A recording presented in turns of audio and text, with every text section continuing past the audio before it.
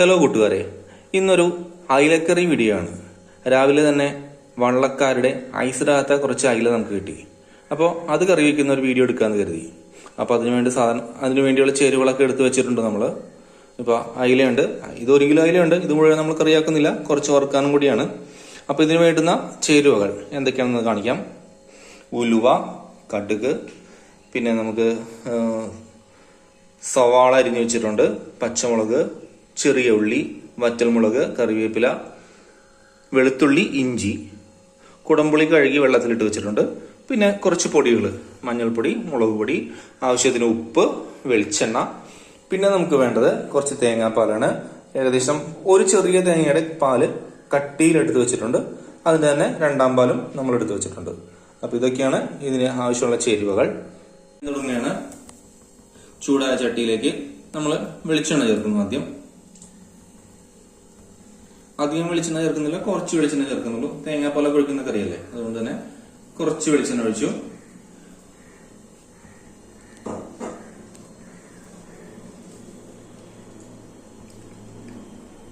വെളിച്ചെണ്ണ ചൂടായപ്പോൾ നമ്മൾ അതിലേക്ക് ആവശ്യത്തിനുള്ള കടുക് ചേർക്കുന്നു.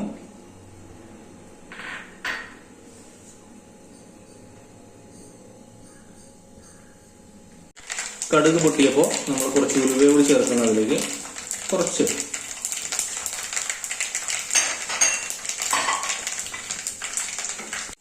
കടുകും ഉലുവയൊക്കെ പൊട്ടി വന്നിട്ടുണ്ട്. അപ്പൊ നമ്മൾ അതിലേക്ക് ഇനി ചേർക്കുന്നത് കുറച്ച് വെളുത്തുള്ളി, ഇഞ്ചി, രണ്ടും ചെറുതായി അരിഞ്ഞെടുത്താണ്. അതൊന്ന് പതുക്കെ മൂത്ത് വരട്ടെ.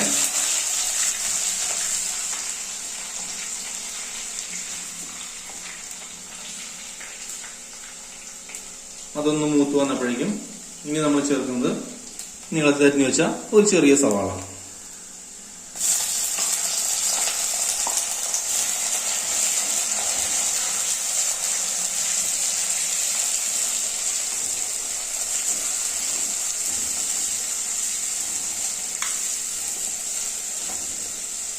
ഇനി അതിലേക്ക് നമ്മൾ ഒരു 4 പച്ചമുളക്,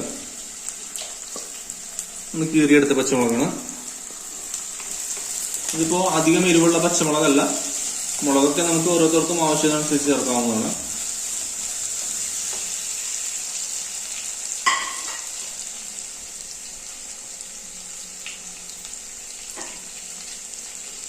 പിന്നെ നമ്മൾ ഇതിലേക്ക് ചേർക്കുന്നത് കുറച്ച് കറിവേപ്പിലയാണ്. എല്ലാം കൂടി നന്നായി ഒന്ന് വഴറ്റിയെടുക്കുക.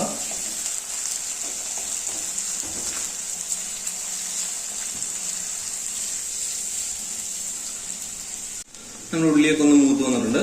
അപ്പൊ അതിലേക്ക് ഇനി നമ്മൾ പൊടികൾ ചേർക്കണം. ഒരു 1/2 ടീസ്പൂണോളം മഞ്ഞൾപ്പൊടി, നമുക്ക് എരിവിനനുസരിച്ചുള്ള മുളക് പൊടി ചേർക്കാം. ഇവിടെ കുറച്ച് മുളക് പൊടി കൂടുതൽ ചേർക്കുന്നത് നമുക്ക് എരിവ് ഇഷ്ടമുള്ളതുകൊണ്ട്. പൊടികളെല്ലാം കരിഞ്ഞു പോകാതെ ഒന്ന് വഴറ്റിയെടുക്കുക.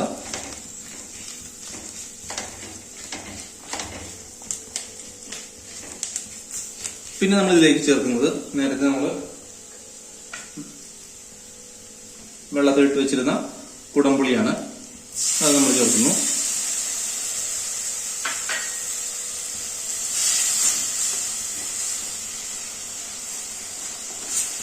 പിന്നെ നമ്മൾ നേരത്തെ എടുത്ത തേങ്ങയുടെ 2ാം പാല് ഇതിലേക്ക് ഒഴിച്ചു കൊടുക്കുകയാണ്.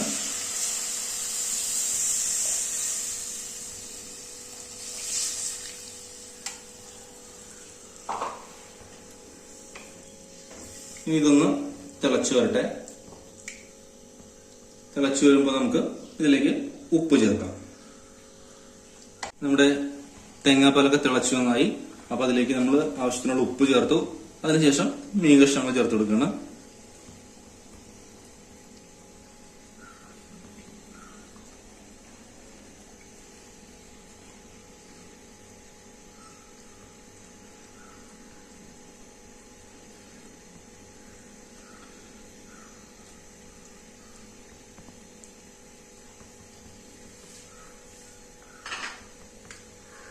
കഷ്ണങ്ങൾ ചേർത്ത് പതുക്കെ ഇളക്കി ഇനി നമ്മൾ തീ കുറച്ച് വെച്ച് മീനുകൾ വേവുന്നവരെ വെയിറ്റ് ചെയ്യാം. രണ്ടാം പാൽ ഒഴിച്ചതൊക്കെ വറ്റി ചാറൊക്കെ കുറുകി വന്നിട്ടുണ്ട്. ഇനി ഇതിലേക്ക് നമ്മൾ കട്ടിയിൽ പിഴിഞ്ഞു വെച്ചിരിക്കുന്ന ഒന്നാം പാൽ ചേർക്കുകയാണ്.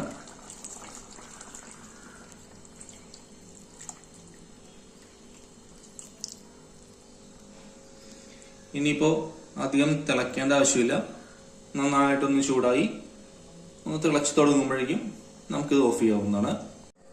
നമ്മൾ ആ ഒന്നാം പാൽ ഒഴിച്ച് ഇനി ഇളക്കില്ല, കണ്ടോ, ഇതുപോലെ ഒന്ന് ചുറ്റിച്ചു കൊടുക്കുക. ഇനി ഒന്ന് തിളച്ചു വരുമ്പോഴേക്കും നമുക്കിത് ഓഫ് ചെയ്യാവുന്നതാണ്.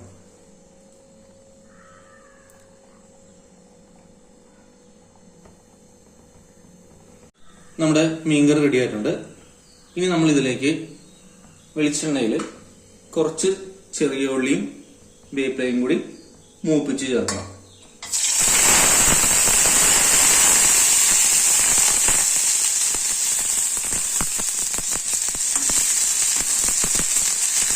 ചെറുതായിട്ട് അരിഞ്ഞെടുത്ത ചെറിയ ഉള്ളി, പിന്നെ 2 വറ്റൽമുളക്,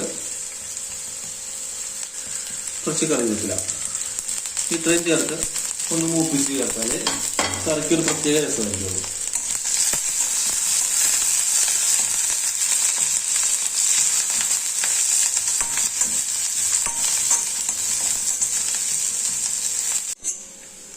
നമ്മുടെ ചെറിയുള്ളി പച്ചമുളക് നന്നായി മൂത്ത് വന്നു. ഇനി ഇത് നമ്മൾ കറിയിലേക്ക് ചേർക്കാം.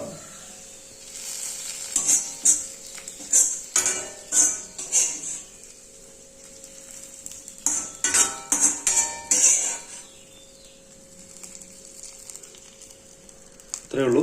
ഒന്ന് അടച്ചു വെച്ച് ഒരു 5 മിനിറ്റ് കഴിഞ്ഞാൽ നല്ല അയിലക്കറി റെഡി.